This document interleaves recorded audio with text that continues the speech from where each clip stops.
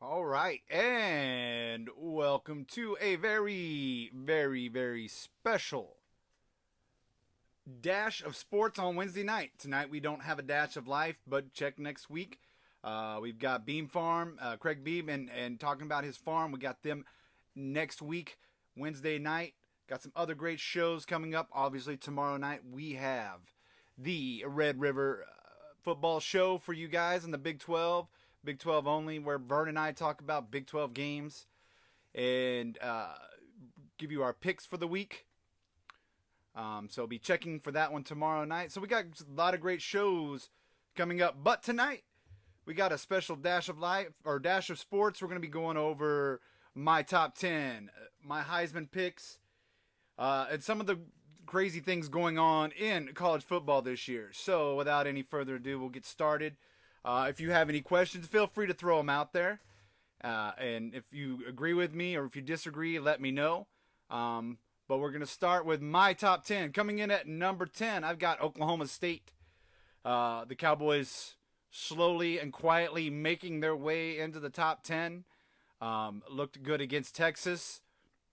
Are they for real? We're going to find out in the next couple weeks because they've got some crazy games coming.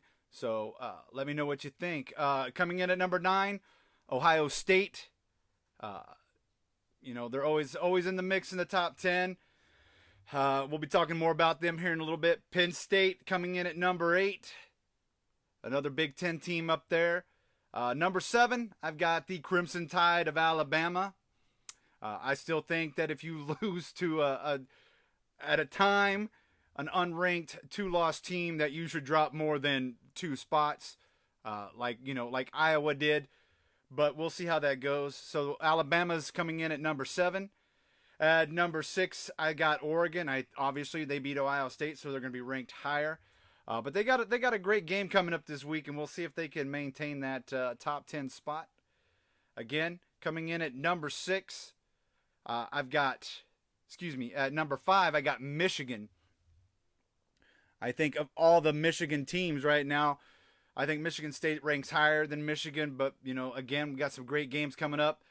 All this is going to settle itself out coming up real soon. But I got number 5, I got Michigan. At number 4, Michigan State. Just like I said, I think the Sparties are the better team in Michigan. They're playing a little bit better. They had a little bit of a scare this weekend against Indiana. But I think they hold their destiny in their hands. Coming in at number 3, the Sooners, Oklahoma. Caleb Williams looked really good. For a true freshman, I don't know if he's in the mix for the talk of Heisman already, only playing 7 quarters. But that's me. Obviously a fan of Oklahoma. I think he's going to take that team far. They got some things to seal up in the defense, obviously, but we'll talk more about them tomorrow on the Red River Football Show. Coming in at number 2, the best team in Ohio. And I say the best team in Ohio. We got Cincinnati. I think this is their year, guys. They've shown me nothing but great stuff. They go in and do what they have to do, beating the teams that they need to beat, blowing them out. So I think they're going to be in the talks come the end of this season and be in the playoff talks. And then coming in at number 1, the best team in the nation, and I don't see anybody beating them, even Alabama. Georgia's just too good.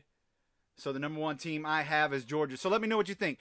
Do you agree? Do you disagree with my top 10? Is there somebody I left out? Please let me know.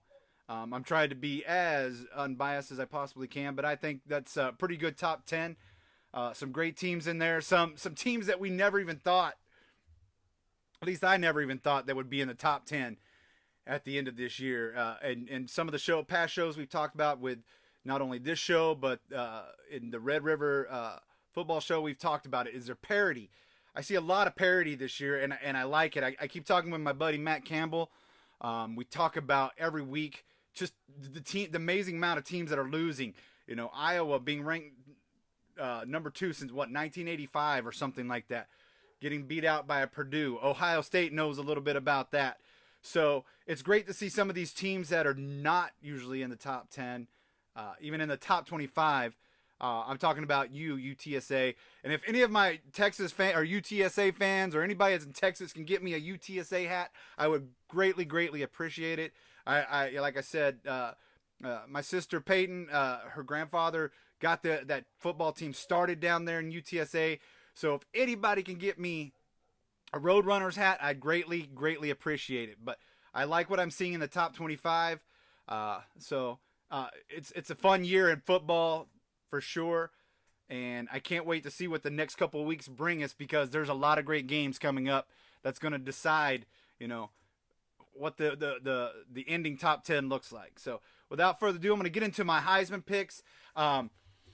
Is this the year for the running back? That's a good question. I'm not so. I get it. Alabama. I mean, I don't care. Whoever's starting on Alabama is automatically going to be a Heisman front runner, and I get it because they're Alabama. But that doesn't mean he's the greatest player, and he's the best player. And I like Bryce Young. Don't get me wrong, but I don't think he's the best player in football, and by any means. And so still, my number one. I think my number one is Desmond Ridder as far as a Heisman frontrunner goes, because he's taken Cincinnati. He's doing what he needs to do.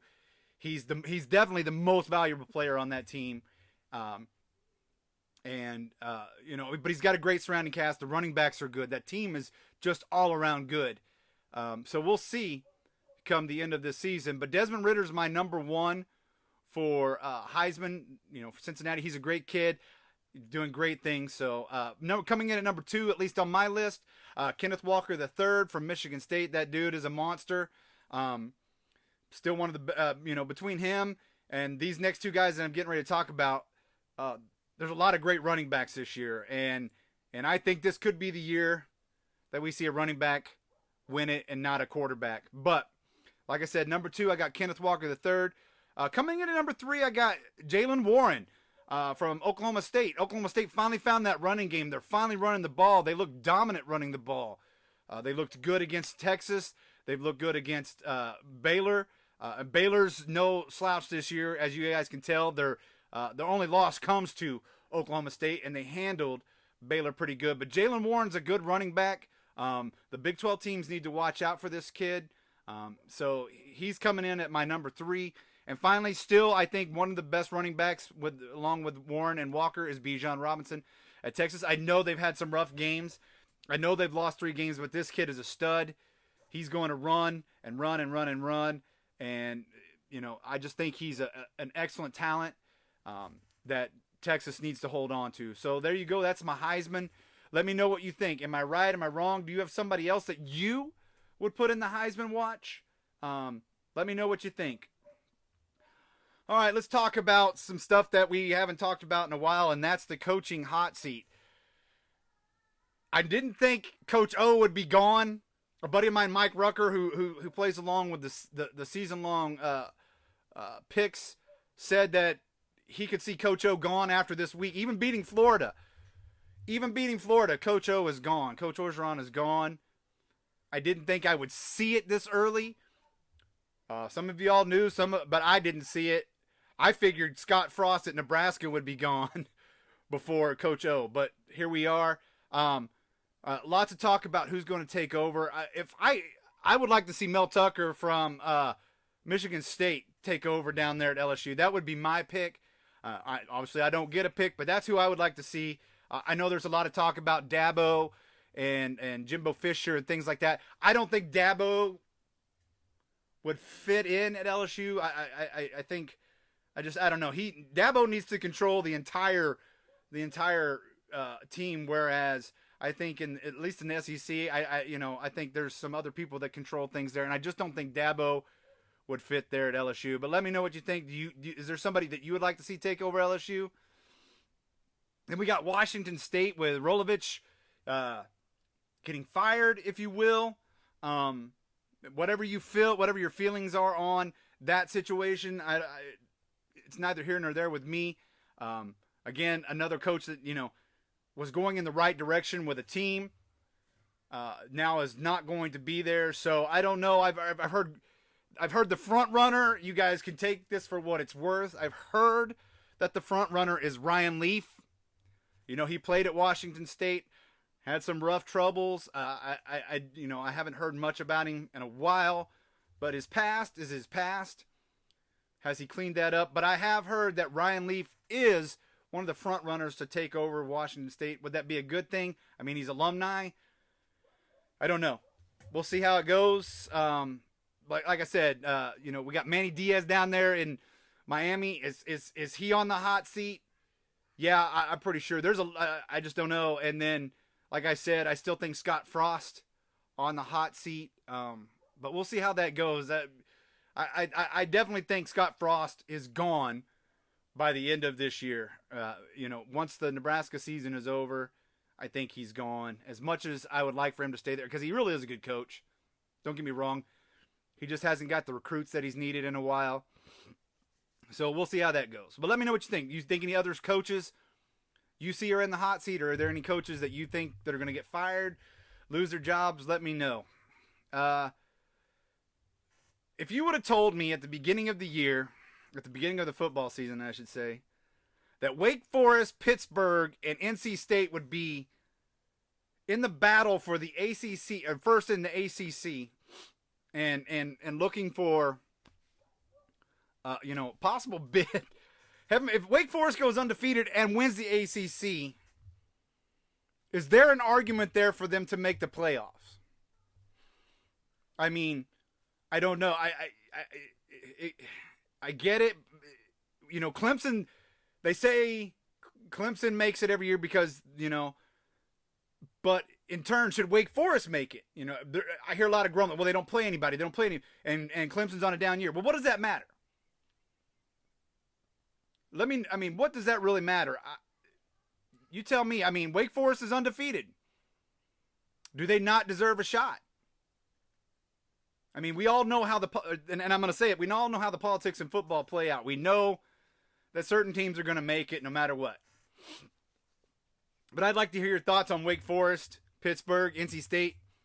They're in the run for the ACC, folks, and it's pretty cool, I think. And like I said, it's like the top 25. I like seeing new teams at the table and wanting to go and get a part of that playoff. So let me know what you think. Another question.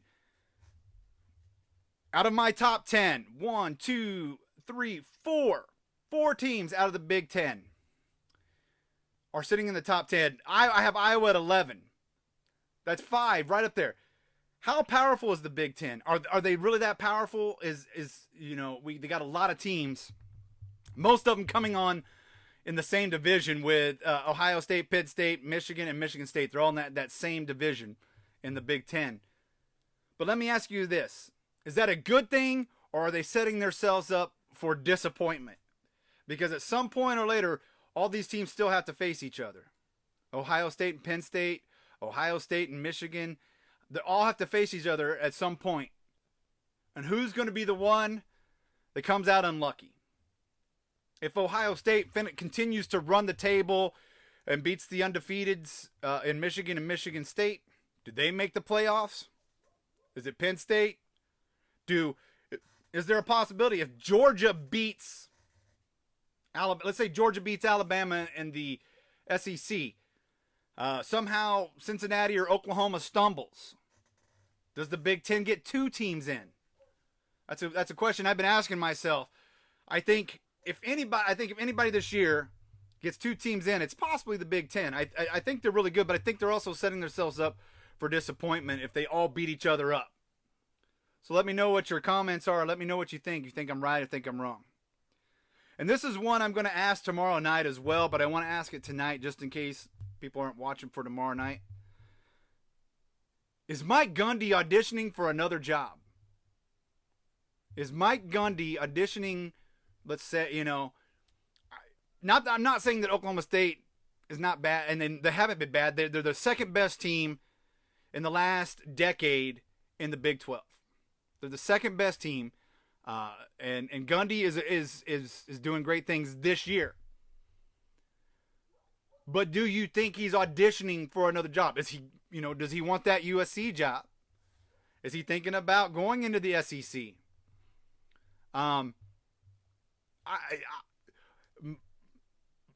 Dash thinks that that's what's happening. Dash thinks that Mike Gundy is tired of Oklahoma State and he wants to move on. I could absolutely 100% see him auditioning for the USC job. And that's just my opinion. That's my take. Let me know what you think. Do you think he is? Do you think he isn't? Do you think he wants to stay at Oklahoma State for good? With Oklahoma and Texas moving in the next few years, he's got a pretty good shot at owning the Big 12 and running the Big 12. So let me know what your thoughts are, and I'd like to hear that for real. So that's what I've got. So for all of my news and what I think and my opinions. So now we're gonna get down to the picks of the week. Feel free, if you're not part of the year long or the season long, please feel free to play along in the as a guest picker. It's fun to play along, but as you know, even though you're not you haven't gotten the year long, you can get into the bowl game picks. So start playing along. We've had some great guest pickers. Buddy of mine, Joel's wife, has been playing along. So feel free when I post this onto YouTube. Feel free to put your guest picks. I'd love to hear what you think. First game up, we got Tulane at SMU. Tulane at SMU. SMU looks good. Mordecai looks good down there. Bringing the Pony Express right back up into prominence. SMU looks good. Personally, a team that I think that should be in the Big 12. But I hope they get to make it soon. But if not, I still like SMU. I think they're going to win this game. I got Tulane 17, SMU 31. Tulane 17, SMU 31. Next game up, we got Cincinnati at Navy. Again, Cincinnati controls their destiny for the playoffs, folks. If Cincinnati continues to blow people out, beat them like they're supposed to beat them, they got a great shot. So I think I've got Cincinnati 42, Navy 14. Kyle, I see you're on there, buddy. This will be worn tomorrow night because I uphold my promises and I uphold my bets. So just for you, buddy. But like I said, Cincinnati 42, Navy 14. Cincinnati holds their destiny. The only team that can beat Cincinnati right now is Cincinnati, and I think they go in, and I think they handle business, and they're going to make that Final Four spot. Still, I've said it from the beginning of the season. Coming in on my third pick, I got Northwestern at Michigan. Northwestern at Michigan. I think, folks, this could be a game that Michigan could trip up.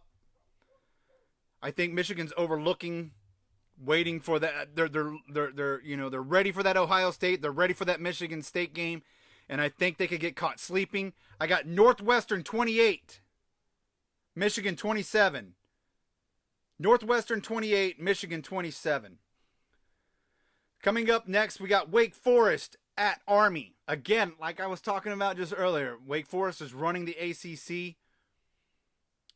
I think they continue to go undefeated in this game as well. I got Wake Forest 21, Army 17. Wake Forest 21, Army 17. I'm excited to see where Wake Forest takes this year and if they can win out and win the ACC. Up next, Clemson versus Pittsburgh. Pittsburgh's 5-1. They broke the top 25. Clemson is starting to find a little bit of something. I don't know if they have all of it, but they're finding a little bit of something. Clemson goes into Pittsburgh, and I think Clemson wins by a field goal, 27-24. I think Clemson's going to finally start, and Dabo's going to get that team going where they need to go. Clemson 27, Pittsburgh 24. Let me know what you think about my picks so far. Do you have any other, if you think your score is different, let me know. Coming up next, Oregon at UCLA. Oregon's already had one trip up against Stanford. I could see another possible trip up right here. I think UCLA beats them. I think again, another field goal game. I got Oregon 31, UCLA 34, and that pick is for you, Chris Walker, if you're watching, that pick is for you. UCLA 34, Oregon 31. In the game of the week, in my opinion, the game of the week. If Oklahoma State goes into Iowa State and controls this game, Warren has a big game rushing. Oklahoma State controls their destiny in the Big 12. I think they beat everybody on until they meet Oklahoma.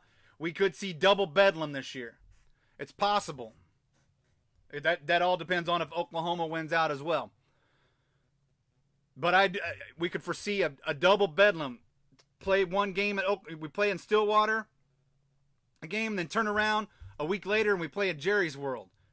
Double back-to-back bedlams. I kind of want to see it. I do. I kind of want to see it. That would be awesome bragging rights for either team. And like we said, and I've said this from the beginning, as it's going down, every team wants to beat Texas and every team wants to beat Oklahoma to send them packing and make them look foolish as they go into the SEC. You tell me I'm wrong.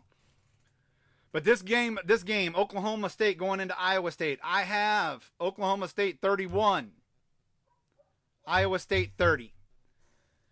Of the two quarterbacks right now, Brock Purdy has got the upper hand a little bit, only because Spencer Sanders has been out for a game due to COVID protocols. But let me know what you think. I think Oklahoma State goes in, wins 31-30. But I think that is the game of the week. And that, my friends, the Oklahoma State-Iowa State is my lock of the week, 31-30. San Diego State versus the Air Force. I got all the service schools in today. San Diego State versus Air Force. I just don't know if Air Force got what it takes to beat San Diego State this year. San Diego State 27. Air Force 21. San Diego State 27. Air Force 21.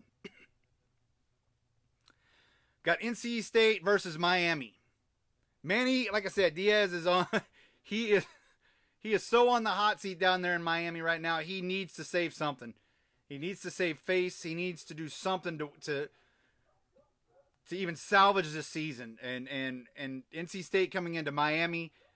I think Miami's got it, though. I think Miami would pull up, if you want me to say it, the upset. Miami pulls up the upset against NC State. I got Miami 21, NC State 17.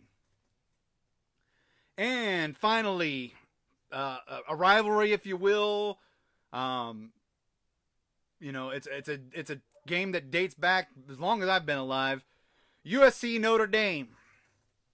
USC not so hot this year. Obviously, the coaching situation. But I think USC's got their number. I think USC marches in on the Gold Domes, beats them by 4, 28-24. And that, my friends, is my picks of the week. Like I said, if you want a guest pick, please subscribe to my YouTube channel. Wait for this to be uploaded tomorrow. Make your picks. Let me know what you think. Like I said, the season-long pickers are already in. It's a really close race. Got Chris Price in first place. He's only one game ahead of Steve Jones. One game. Few weeks left. Anybody's ball game between those two. The next closest ones are 5 games back behind those guys. It's a great race. The winner of this week was Brian Pollard, or the past week, I should say, Brian Pollard at 8-2. He was the smart one and actually picked. I mean, he picked Texas, but he picked everybody else had picked Arizona State to beat Utah, and he picked Utah. So that was the deciding factor in what was a close week of picks. So it was a great week. But let me know what you think. Do you agree? Do you disagree with some of my picks? Let me know what you think about my top 10. If there's somebody that you think should be in the top 10 that I don't have in there, let me know. I like to hear the discussion. Let me know how I did tonight. I love talking football. I love talking college football, especially. So if there's anything I missed, let me know. If there's any news you want to hear about on tomorrow's show, let me know. But thank you for coming out. Don't forget tomorrow night. Red River football show where I have to wear an Oklahoma State hat because I lost a bet. My hair's going to be on fire. But thank you guys for coming out. Appreciate everybody watching. And have a wonderful, wonderful night. And we'll see you tomorrow.